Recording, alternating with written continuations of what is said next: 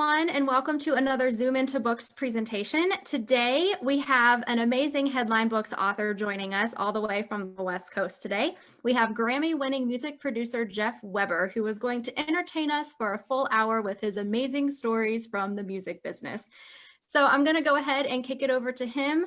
If you have questions for Jeff during the presentation, go ahead and type them into the chat here underneath the video, and we'll get to some questions here at the end.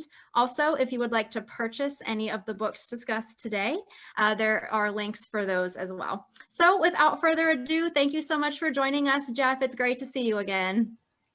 Awesome to see you, Ashley and Kathy. Thank you so much for giving me the opportunity to lie in public with no, let's just say this, no penalty. Anyway, as you know, my name is Jeff Weber, and I am thrilled to be chatting with you about my book. My book is, I don't know if you can see this, but this is you sound amazing. I should preface the fact just to tell you a little bit about me. Been making records and doing live concerts, producing live concerts for over 40 years. I've done about 200 records. I have multiple Grammys and multiple Grammy nominations, and I do a lot of talking about our music business across the country. And over the course of time, I noticed that the friendliest people on the planet are musicians. There isn't one musician when you greet them that doesn't give you a hug instead of a handshake. We're a very, very tight-knit group of individuals who, at the very best, give hugs, and at the very worst, or maybe the very best, rag on each other unmercifully. Let me tell you, there is no other community like musicians, singers, to get on each other's case in such a way that you want to go into a corner and pout for at least an hour a day. Don't meditate, pout. So along the way, I thought that I would collect, sorry about that. It's the alt-rock group, the Almond Brothers. That's how I know it's my phone, because it rings all the time it's not supposed to. Anyway, I started collecting stories and jokes and, all sorts of nonsense over the years. And I've noticed that a lot of jokes can be, interspersed. I mean, you can have the same joke for a drummer or the same joke for a guitar player or anything, but there's stories, quotations, and, I only wished I had done this quite a few years ago, because there's quotes that you scratch your head about, like if someone said to a musician, "Your music is much better than it sounds." You have to scratch your head a little bit and go, what? What is that? What? Until you realize the person who said that was Mark Twain. So it becomes a really fascinating exploration into music being wacky and wonderful years and years ago. So I don't know what type of music Mark Twain would have liked back then, but it might have been ragtime. Anyway, so I've collected these things. I have stories and anecdotes, which I'm going to share for you a little bit later. But I want to tell you that musicians live in a different bubble. They are almost living in an alternative universe, because whatever is your version of normal is not their normal. Here's an example. Okay, whenever we do a recording session, there's very guidelines. We have to do a very specific amount of music in a very specific amount of time for a very specific amount of money. And the pressure is on for all of those things to match up. And when one of those falls away, bedlam ensues. So there was a time when I was doing a record for a Japanese label, and the label representative, who was a really good friend, was with me. And we were working on a record with a very, very well-known songwriter. He was background vocalist for major rock acts and had tremendous success in writing songs for tons of people. I loved his songs. I loved his voice. An interesting voice. It was almost a falsetto, so you wouldn't expect it coming from him.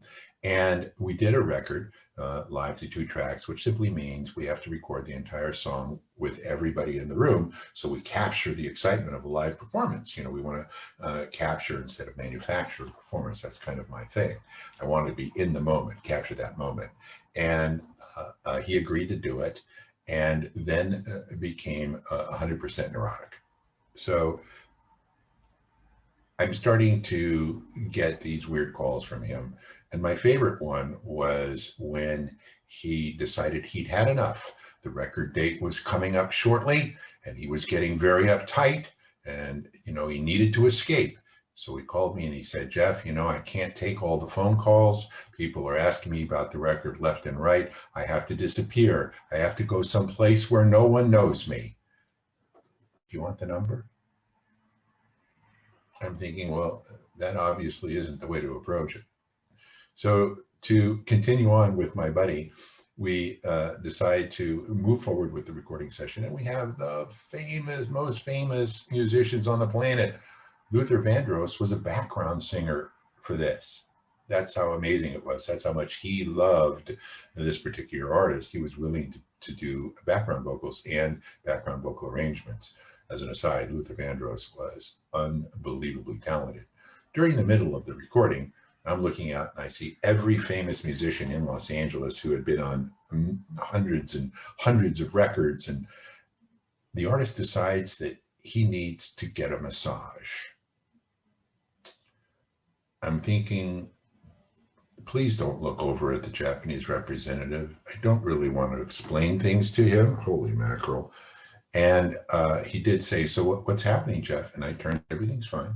No problem. We got this. And I'm questioning now if I heard him correctly, because all of the musicians in the room had turned their attention on to the control room where I was sitting, and they all had the same smirky look on their face, right?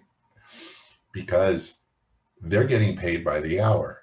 And this represents an enviable opportunity to get paid for doing nothing. And I said, so what do you mean you need to get a massage? We're right in the middle of the recording session. How could you possibly leave to get a massage? He said, I need a massage. I said, but you're doing your vocals. We're doing these takes. And I dare not look over at the Japanese. We're good. We're good. And he didn't say anything because he was very polite. He understood exactly what was going on. He understood English, but he was just letting me, you know, giving me enough rope to hang myself. And again, now the sneakers were starting to come from the musicians. And I said, dude, you cannot leave. And he took off his headphones, like I have here, and left. Now, I'm standing there. I not only have egg on my face, I have the whole carton of eggs on my face, if you can believe this. And I'm waiting. The musicians are just, you know, they're just happy as clam. They're opening their magazines. They're talking to each other. And an hour later, I'm dying. Every minute I'm dying, because this is costing thousands of dollars. Here comes the artist, and he's all hunched over, you know, like really in pain. Like, I don't really understand what's going on, but he's hunched over, and he's just doesn't even say hi to anybody. He's just kind of like shuffles back to the vocal booth, which was basically at that time around the corner into an isolation room where we really couldn't see him. We only could hear him at the time. And behind him, a strange thing occurred. There was a guy with a fishing tackle box that was holding the fishing tackle box, and he was just heading back to the room. And I'm thinking, well, A, who the hell let you in, and what are you doing? Okay, so I'm looking around, and my engineer and, you know, the president of my company are giving me the stink eye, as you can imagine, you know, like this. And I decided to go back to see what was happening in the back of that room. And I go back, and there is the artist still hunched over. And I asked him, what happened? And he explained that he ended up getting a massage where the guy walks on your back I've never had one of those massages. He said the guy broke 3 ribs.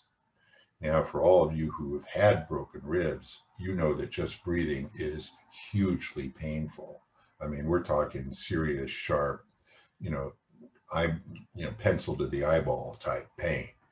And it just, at that moment, I noticed the guy behind him had opened up his fishing tackle box. And if you open it up and then you open it up and then you open it up like this, there were at least 30 different types of colored pills.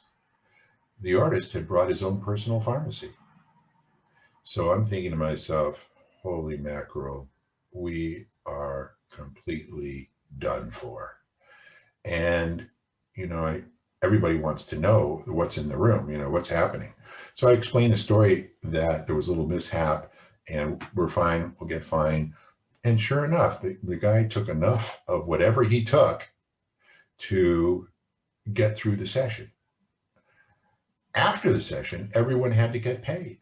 Okay, so there was a long line of people to get paid, but the artist, who now must have been having too much of a, overdose of those pills, decided that he wanted to write a contract giving up his entire royalty stream from the record, and that everyone had to wait until he wrote a contract by hand.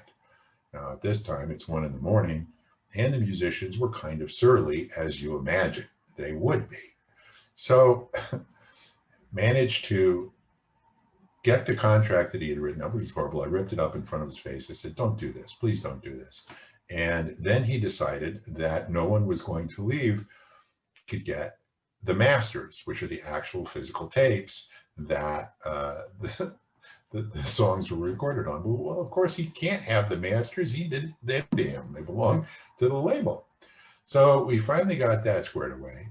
And in the meantime, these musicians and singers were, noticeably angry at me, and not at David, because they loved David, even though he was the kookiest of the kooky. And we managed to get through it. But this is just the tip of the iceberg on how unusual these musicians and singers are. And having said that, there isn't one thing any of them would do for any other of them. There's a loyalty that stretches beyond imagination. You work with the musician one time, you're friends for life.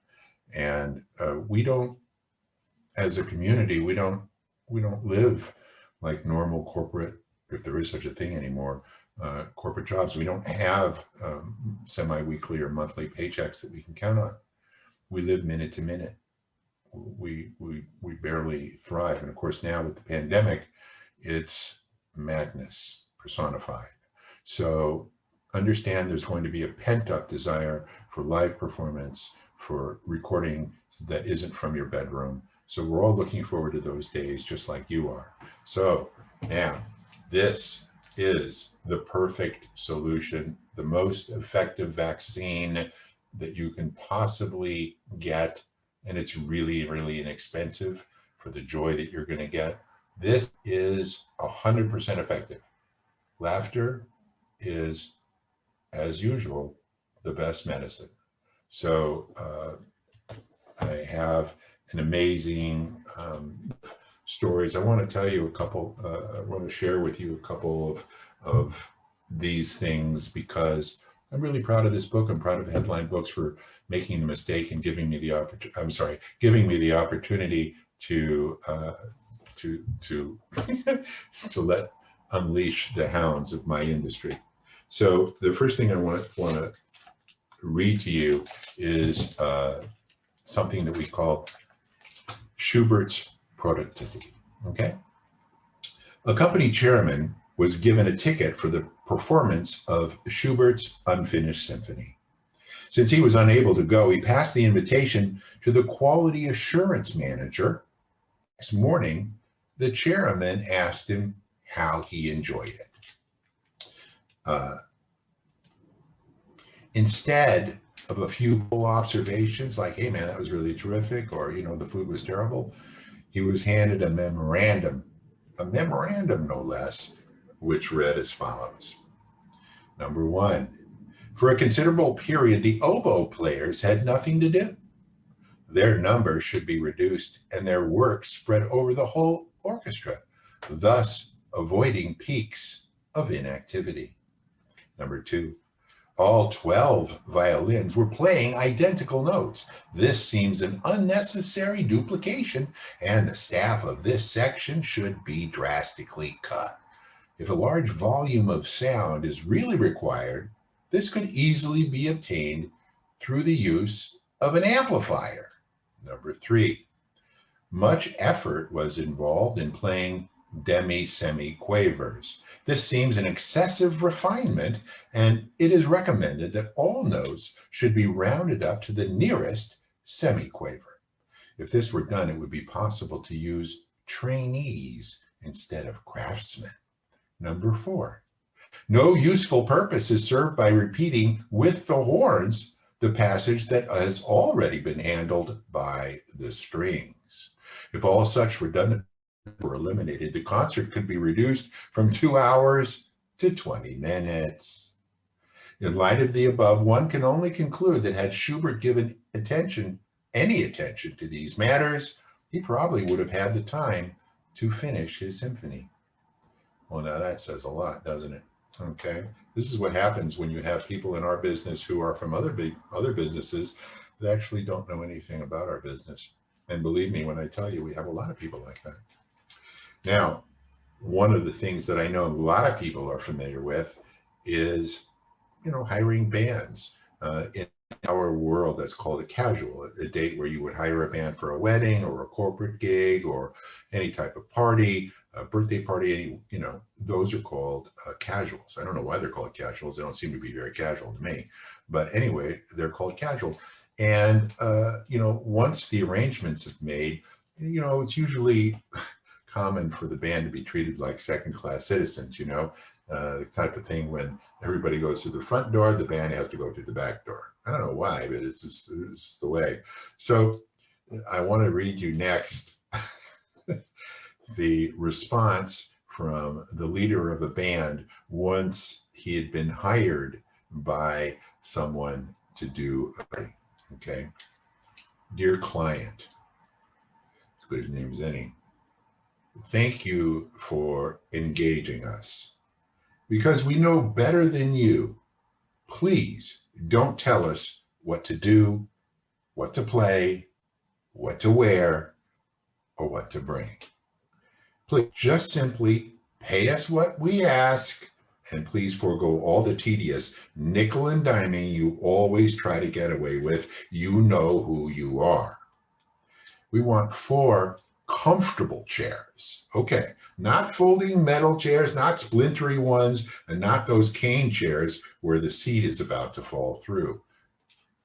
Preferably padded. No. Must be padded. Okay. We will not play outside, so don't even ask. We're not doing it. And we want to be fed well. The same food your 200 guests eat. What are 4 extra meals, really? Come on. We won't eat sandwiches either, especially not sandwiches on white bread. Okay, you get it? And we want to eat at a table. Is that too much to ask? We're not the help, so please do not treat us that poorly. Before the engagement, please, whatever you do, do not call us. Once we've been hired, that's it. That's it. You don't need to talk to us for any other reason. Please do not call other bands trying to compare prices. We all cost the same. Incidentally, we all wear the same clothes, play the same arrangements, and hire the same people, so it really makes no difference. Do not make requests for music we don't have. It's just way too much of a pain to cater to your tiny needs. Find a few favorite songs. Find a new favorite song. And above all, no Andrew Lloyd Webber, period. No song will be transposed down a half step so your cousin Jeannie can sing it during your candle lighting ceremony. She's not a very good singer anyway. Forget about the bride cuts the cake, the hokey pokey, alley cat, the chicken dance. These are juvenile songs We're artists. Come on. And we will not downgrade ourselves. Furthermore, there's no reason for you to act stupid in front of us. The garter and bouquet are okay, but don't allow children less than 18 years of age to participate, or 12 years of age in Alabama, Arkansas, and Mississippi. Do not allow young children to make requests. The wretched imps are not as cute as you think they are, and nobody else wants to hear those crummy tunes anyhow. Thanks for using us, and call again. Sincerely. Now that pretty much says what every casual band is thinking, but doesn't have the guts to say, because it's pretty amazing. Okay, so the second thing I want to read to you is about a musician going to a psychiatrist. Not a musician, but someone in show business. I'm sure you know this. So a guy goes to a shrink and says, geez, I feel like killing myself. My life is horrible, worthless. The shrink says, well, let's investigate. What do you do for a living? The guy says, I work with the circus. Really? The shrink says, well, that's got to be exciting with lots of travel. So what do you do in the circus? The guy says, I give the elephants enemas. Okay. God, that's awful. He says, it's awful. 6 elephants a day. By the end of the day, I'm totally covered with it. The shrink says, well, this doesn't seem like a hard problem to solve. Just quit your job. The guy says, what? Get out of show business? Of course, this joke is for all musicians who play the clubs. You know exactly what's happening. And for my final kind of notion about the music business, and believe me, there's a lot more in this story. I'm going to read you a commentary by a very famous illustrator named R. Crumb. If you don't know who Robert Crumb is, he's an underground comic. He's an underground artist that is very famous in the comic book world and has had many, many books to his credit. He writes a lot of, he has sketchbooks on the market. He does a lot of album covers. And in this particular case, he was sent an album of jazz, straight ahead jazz. Now, jazz is not everyone's cup of tea. Now, I wanted just to give you an idea of what a no holds bar commentary looks like, okay? This is from R. Crumb. Gustafson. I finally gave a listen to those LPs and the CD you sent me of your own sax playing and some Swedish modern jazz. I gotta tell you, on the cover of the CD of your sax playing, which is black and it has no text on it, I wrote in large block letters in silver ink, torturing the saxophone, Gustafson. I just totally failed to find anything enjoyable about this, or to see what this has to do with music as I understand it, or what in God's name is going on in your head that you would want to make such noises on a musical instrument.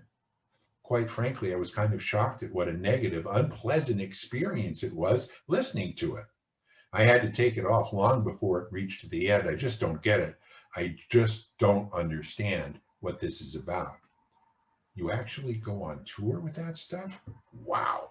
People actually sit and listen to that? I mean, they voluntarily go to the place, maybe even pay to hear that stuff, and then they sit there quietly, politely, and listen? Unbelievable. I should go myself sometime and see this, witness it with my own eyes. I don't say these things with the intention to insult you. You seem to be a perfectly nice, civilized guy with a good sense of humor. I'm speaking the plain truth of my reaction to the records and the CD you sent. that this noise could give anyone any aesthetic pleasure is beyond my comprehension. Really, truly. Is this the logical end of improvisational music? Is this where it ends up? Where does it go from this point? Is there any audience for this free jazz besides other guys who play it and maybe their wives who must patiently endure it? Although my wife would never do that. She'd give me the cutoff point in 2 seconds. Anyway, I just don't get it. Am I too unhip? Am I a square from Delaware? A hick from Battle Creek? A schmuck from Keokuk? Robert Crumb. I don't know what a musician would think when he would have read that. Maybe shriveled up a little, or maybe even gone into a corner and powdered for a while, and then get really angry. Musicians tend to get angry, so then they start drinking, and that leads to a whole other book that I haven't really written yet. So this is the essence of the music industry in just a few lines. This is the conundrum that we all face in our industry. Here's the conundrum.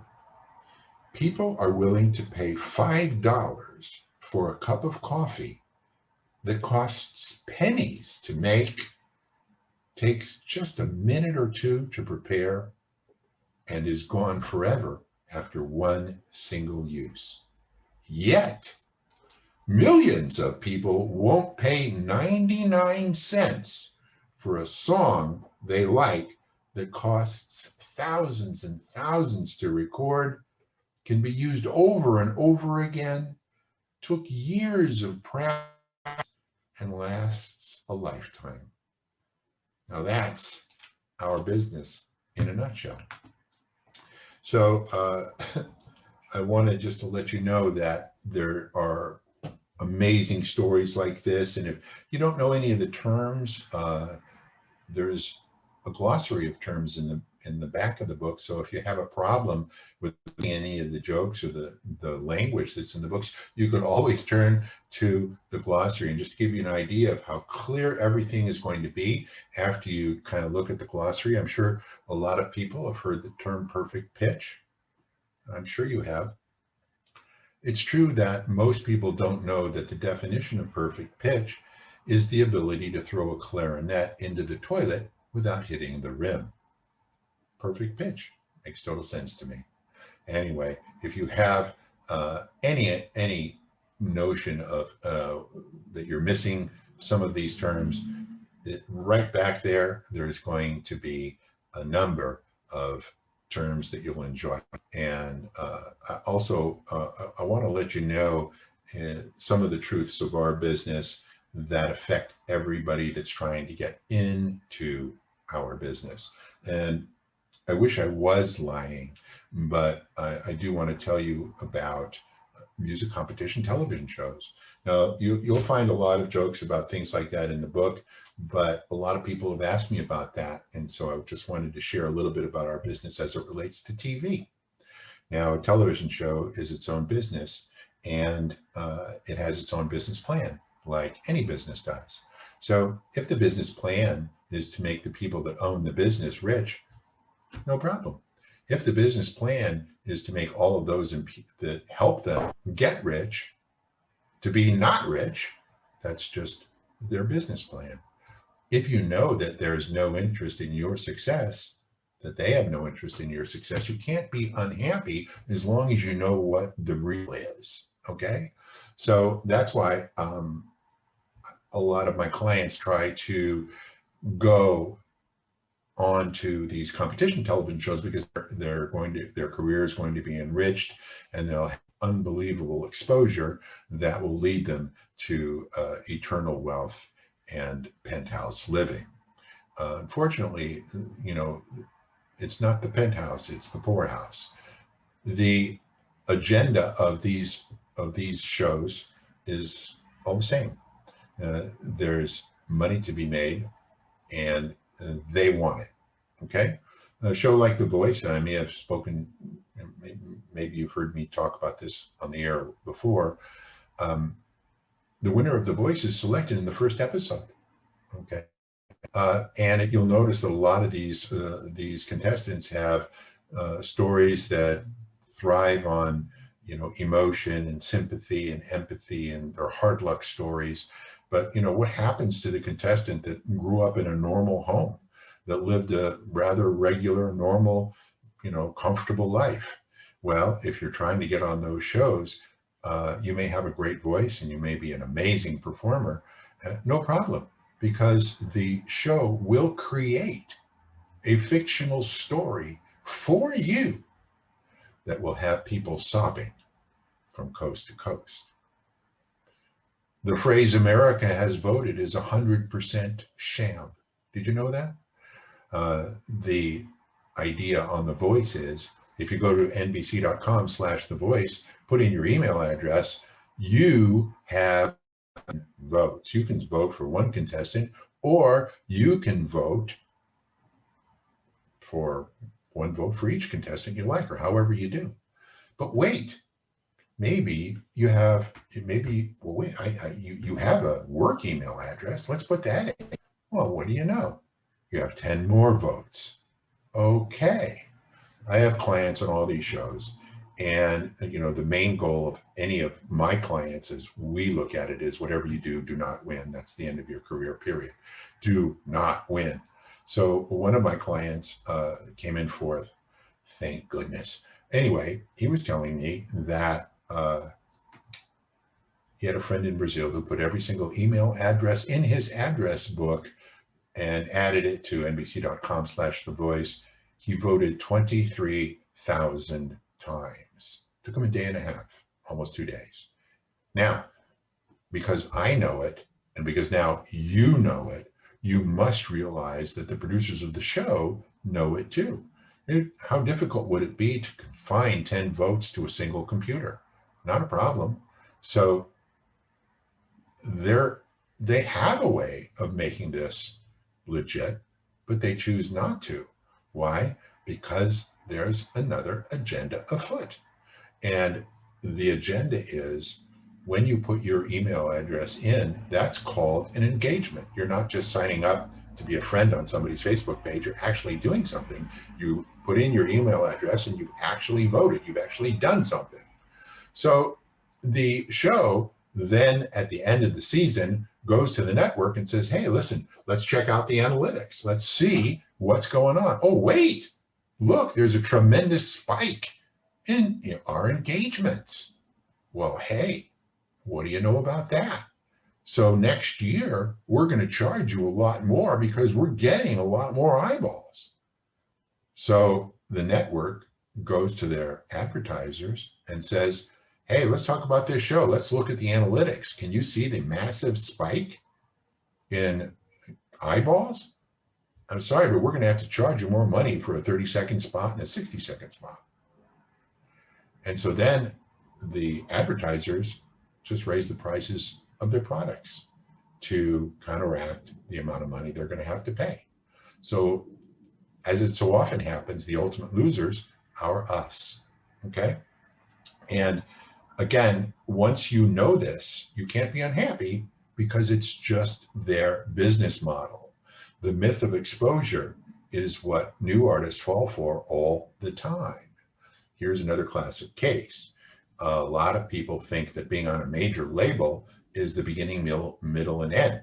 They once again think that the label is going to take care of them. They're going to have untold riches. They're going to be able to buy that penthouse overlooking in full that comes with the Rolls Royce and the driver once they win, once they get a contract with a major label. There's not too many labels left, 3 or 4 max. What they don't realize is the contract with the artist was never meant for the artist to be successful. So what's interesting about, let's say, a Sony contract, and yes, I am mentioning names. What's interesting about the Sony contract is that it was never designed for an artist to succeed. And there is not one clause in the contract that obligates the label. You heard me right. There is not one clause in the contract that obligates Sony to an artist they want to sign. The reason for that is very simple.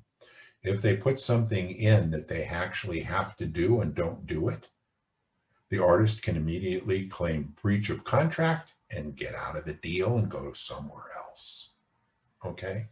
Now, I had an artist who again came in fourth, and Sony Records wanted him. Okay. So we looked at the deal, and the deal was, as you might imagine, horrific. Everything about it was terrible. There just wasn't one redeeming clause in the contract that was fair. And again, if you know it was never meant to be fair in the first place, okay, your job is to make the playing field as even as possible, but at the same time, you can't be angry. So, so now we have this contract that the artist now realizes is horrific for everything that he's doing.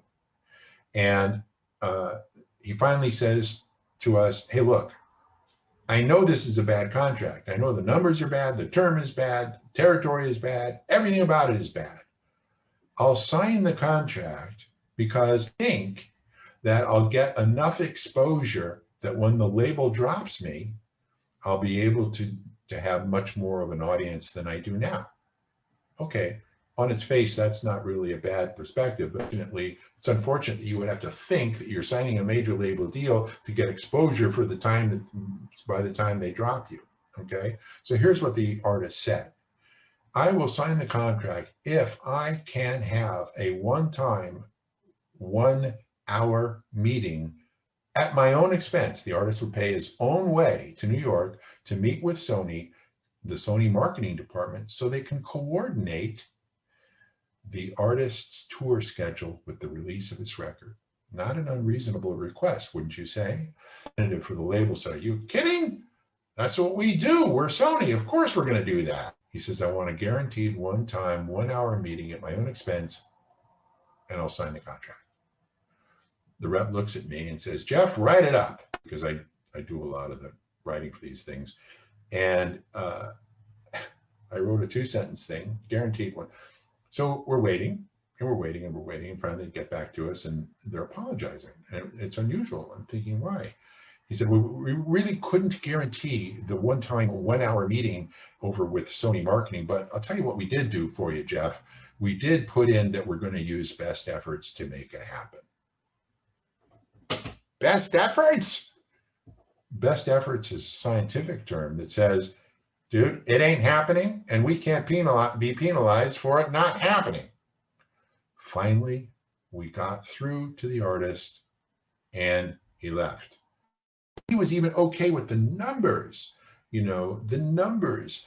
If you were on an independent label, if you sell a CD for $10, $10 go to the bottom line.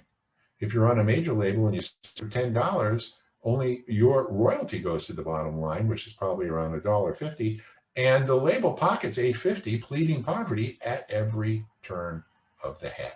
So, if you sign a major label deal, your career is over. These are things that make no sense to a young artist who is so desirous of signing a contract so they can say, I am a Sony artist.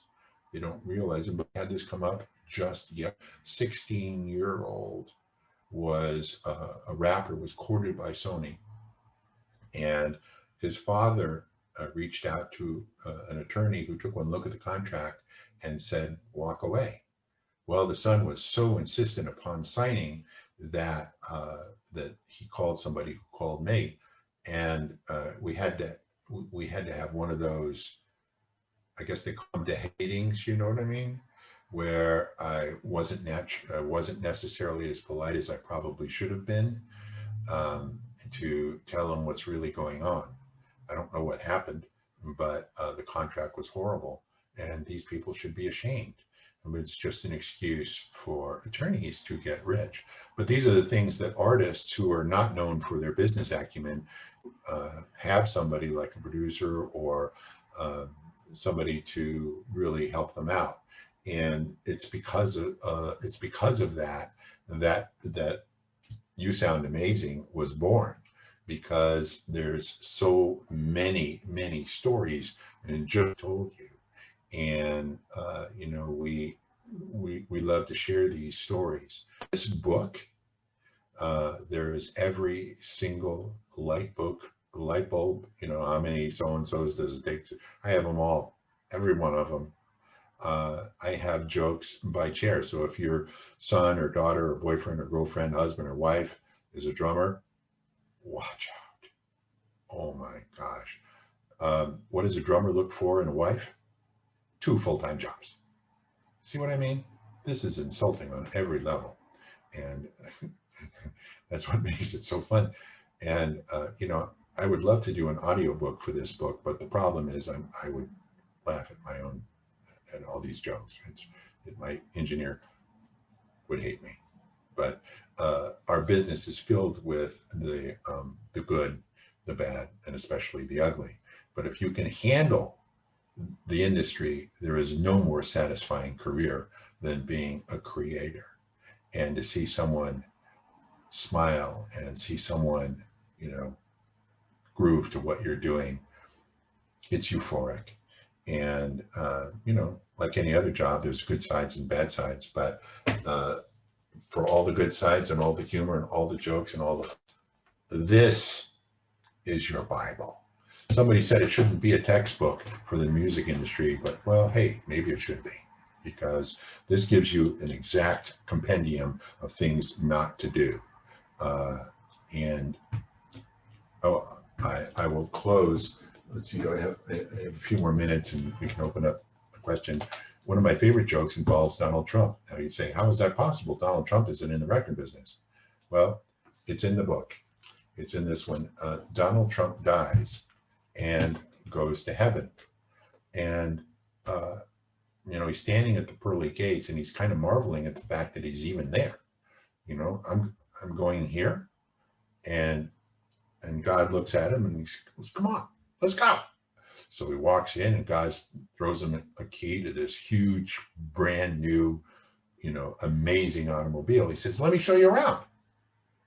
So Don gets in with God and they're going around, and the manicured lawns are expansive and the houses are mansions, not McMansions, but full-time, really huge mansions. And God says, this is Presidential Row. There's Abe Lincoln's house. There's George Washington. Look, John Kennedy's walking the dog. And, home after home is just beautiful. And there's Pulitzer Prize Lane, all the Pulitzer Prize, all those amazing Nobel Peace Prize. They have their own separate neighborhood. On and on and on. Hall of Famers from every sport. They've got their own baseball fields, tennis courts, you name it, bowling alleys like you can't believe. And Don looks up and he notices that at the top of the mountain, there is an estate that dwarfs all the other estates. This has white alabaster columns and gold leaf everywhere. And it is just beyond description. And Don said, so, what's happening, man? I mean, here I am. I've made this amazing difference in humanity. I need to be up there. What's up there? So God turns to him and gives him a little bit of the stink eye. And he goes, dude, presidents are a dime a dozen, but there's only one Ray Charles. So you see why it's in my book. I love the story. I'm not sure anybody's laughing, but I really do love the story. There's a lot of quotations in the book that you'll find interesting, and a lot of song titles that you should really check out the lyrics to. One of my favorites is How Can I Miss You If You Won't Leave? You can tell that's a country song, right? How can I miss you if you won't go away? Anyway, there's a whole bunch of those. There's all the wonderfulness of our industry compressed into 200 pages. And at the back of the book, there's very unflattering pictures of me and some of the folks that I've worked with over the years. And, you know, anybody can reach out and contact me. And I'm happy to talk to anybody about our business. My email address is jeffreyweber@me.com. Thank you very much for the opportunity, and I'm turning it over to Ashley. Thank you, Jeff. That was awesome and very entertaining as promised. And we do have a great comment from the audience. We have Headline Books author Rick Robinson watching today. And Rick says that Oh my gosh. I know, you're going to love this, trust me. He says, I'm looking for a fruitful career as an Irish punk rock mandolin player. And as I recall correctly, he refers to it as the Mando. Will you produce our breakout album? In a heartbeat, dude. In a heartbeat. Okay. See, Rick is just so multi-talented, you know? All right. Well, that's great. See, there's deals happening all the time, even on Zoom. Even on Zoom, you can get your groove on. Yes. Awesome. Well, we really appreciate you joining us today, Jeff. And again, for any of you watching, if you didn't catch the beginning and you'd like to watch the whole presentation, you can watch the replay here on Facebook or on the Zoom Into Books YouTube channel. We do post all of our videos on there after the fact. And again, if you all want any copies of these books, the links are here in the comments. And Jeff, from everybody here at Headline Books, we wish you a happy and healthy and safe holiday season, and we hope to see you back on Zoom Into Books really soon. Absolutely. Love you guys with all my heart. Looking forward to jumping on to getting my Zoom on again anytime. Thanks for the opportunity, and I appreciate that this is the most popular holiday gift for the next 60 seconds. Maybe even longer. You might get a whole 2 minutes. I don't know. Thanks, everyone. Have a great holiday.